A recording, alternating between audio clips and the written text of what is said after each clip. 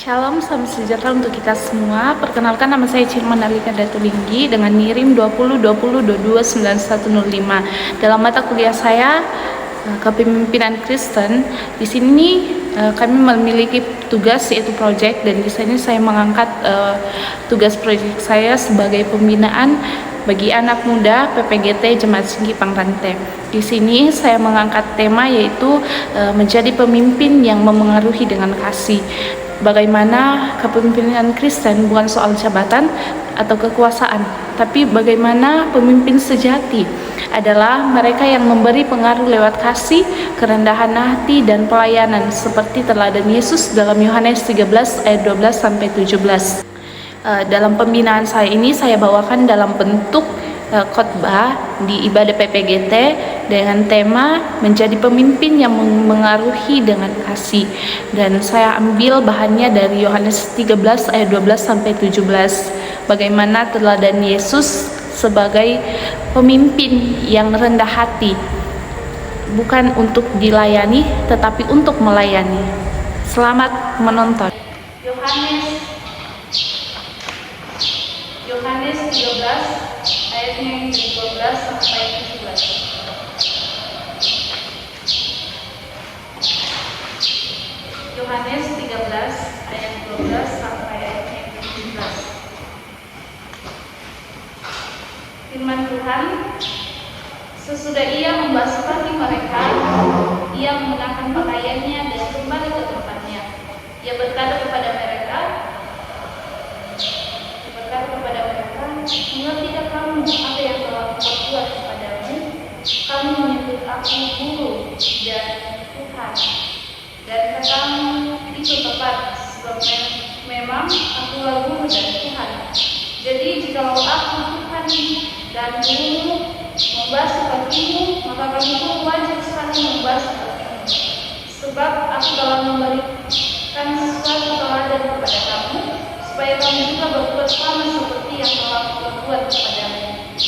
Sesungguhnya aku berkata kepadamu, seorang hamba tidak boleh lebih tinggi daripada tuannya, ataupun seorang utusan daripada orang yang mengurusnya. Jika kamu tahu semua ini, berbahagialah kamu jika kamu melakukannya. Amin. Firman Tuhan. Shalom. Tema kita pada bacaan pada malam hari ini, saya berikan satu tema yaitu menjadi pemimpin yang memengaruhi dengan kasih. Menjadi pemimpin yang memengaruhi dengan kasih. Dalam bacaan kita Yohanes 13 ayat 12 sampai 17, kita diajari untuk menjadi pemimpin yang penuh kasih. Kadang kita berpikir bahwa pemimpin itu hanya mereka yang mempunyai jabatan. Tetapi sebenarnya kalau Tuhan memandang kita, pemimpin itu setiap orang yang dipanggil dalam pelayanan, khususnya kita sebagai pemuda.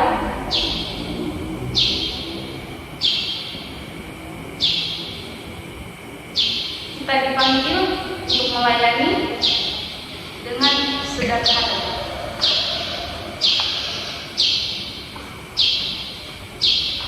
Setiap kita yang dipanggil untuk memimpin, karena kita bukan Tuhan tidak melihat apa yang ada pada diri kita, tapi bagaimana kita membawa diri kita ke tengah-tengah orang. Kepemimpinan sejati tidak diukur dari posisi, tapi sikap hati kita. Bukan siapa yang hidup paling tinggi, siapa yang memiliki jabatan paling tinggi, tapi siapa yang mau melayani dengan sepenuh hati. Ketika kamu menolong teman kamu, atau kamu bisa mengendalikan dirimu sendiri, kamu dalam itu kamu sedang memimpin dirimu sendiri. Dunia sering mengajarkan bahwa pemimpin yang kuat, pemimpin itu harus kuat dan harus berkuasa. Tetapi Yesus mengajarkan kita hal yang berbeda, bahwa pemimpin yang sejati itu adalah pemimpin yang mau melayani. Kemudian Dari bacaan kita ini, Yesus sebagai teladan hidup seorang pemimpin, di mana Tuhan adalah pemimpin yang merendahkan dirinya. Dalam Yohanes 13 ayat 12 sampai 17, Yesus melakukan hal yang luar biasa. Ia membasahkan murid-muridnya, padahal ia adalah guru dan Tuhan. Tapi ia rela berlutut dan melakukan pekerjaan seorang hamba. Yesus melakukannya bukan karena ia lemah, tapi karena ia mau mengajarkan sesuatu yang besar. Aku telah memberikan teladan kepada kamu, supaya kamu juga berbuat sama seperti yang telah berbuat kepadamu.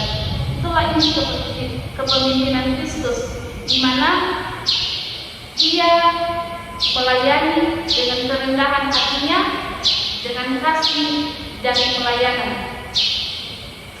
Yesus tidak hanya berbicara tentang kasih, tetapi ia langsung menunjukkannya dengan tindakan nyata.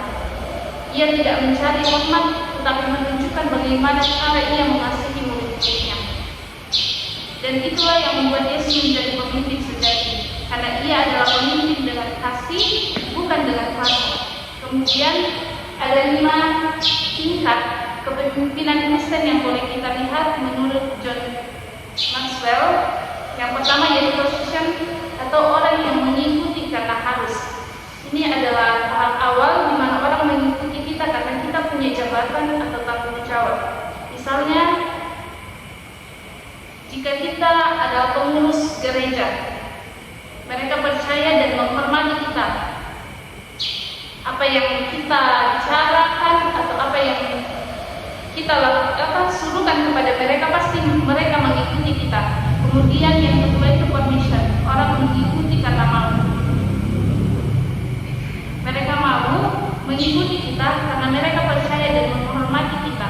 Kepercayaan lahir dari hubungan yang baik. Sebagai pemuda, kita belajar memimpin dengan peduli, jujur, dan mau mendengarkan. Kalau kamu bisa membuat orang merasa diterima dan dihargai, kamu sedang memimpin dengan kasih.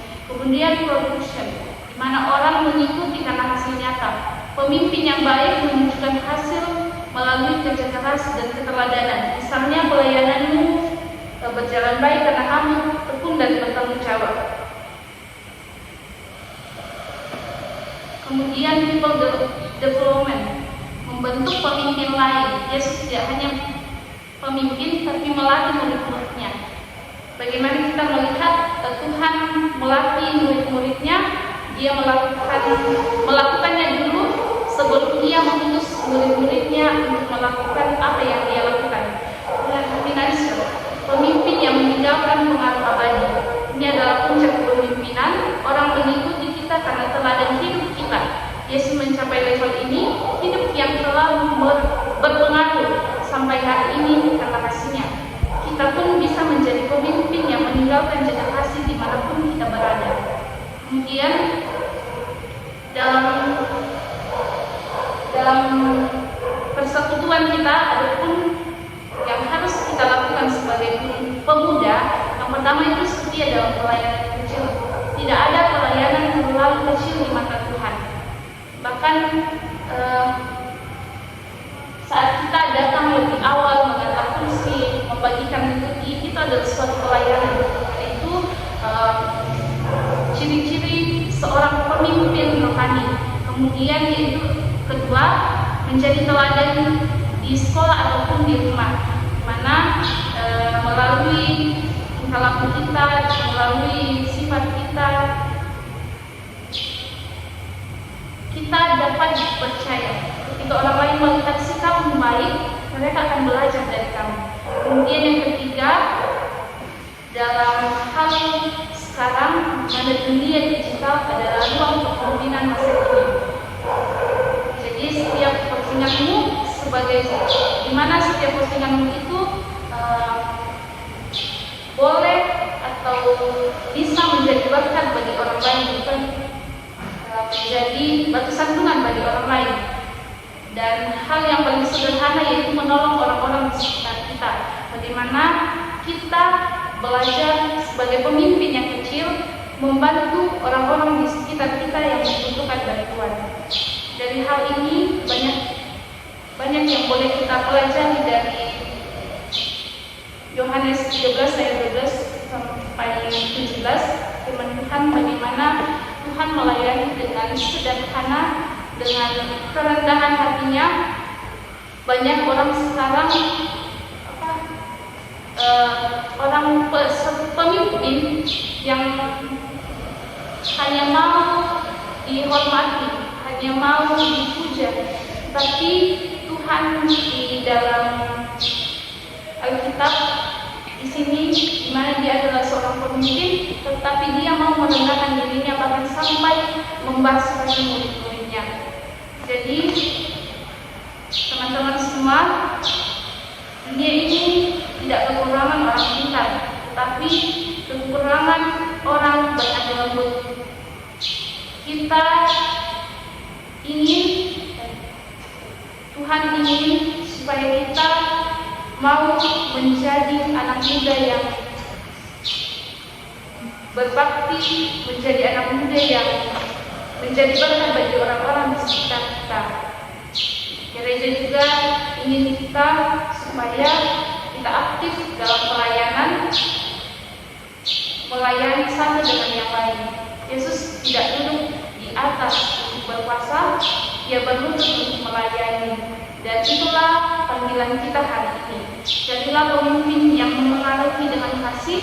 Mulailah dari hal-hal kecil untuk memimpin diri kita dulu sendiri, baru memimpin orang lain. Kiranya Tuhan yang terus memampukan kita dalam menjalani kehidupan kita sebagai pemimpin untuk diri kita sendiri dan untuk orang lain.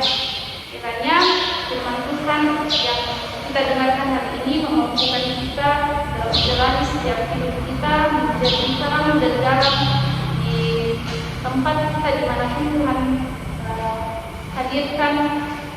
Kita dimampukan untuk terus menjadi pelaku firman untuk orang-orang di sekitar kita. Kita boleh menjadi berkat buat orang-orang di sekitar kita. Amin. Firman Tuhan. Manfaat yang boleh kita ambil dari video ini, dari pembinaan berbasis khotbah ini, yaitu sebagai pemimpin seperti Yesus, di mana dia datang untuk melayani bukan untuk dilayani, kemudian membentuk karakter pemuda dengan rendah hati, bertanggung jawab dan setia dalam hal-hal kecil, kemudian memberi pengaruh positif bagaimana mereka berpengaruh di dunia, di lingkungan sekitar mereka, di gereja, di tempat kerja, sekolah, keluarga, dimanapun mereka berada. Kemudian membangun relasi yang sehat, bagaimana mereka menghargai, mendengar dan saling menolong. Dan yang terakhir itu menjadi teladan hidup, kepemimpinan yang mengubah orang lewat kasih. Dan buat teman-teman juga yang menonton, semoga hidupnya atau hal-hal yang baik dari video ini boleh teman-teman ambil dan boleh teman-teman aplikasikan dalam kehidupannya. Mohon maaf jika video ini tidak sesuai dengan harapan teman-teman dan Bapak dosen, tetapi satu hal yang boleh kita pelajari dan yang boleh kita dapat, bagaimana kita memimpin dengan kasih, memimpin seperti Yesus, bukan untuk dilayani tetapi untuk melayani. Terima kasih.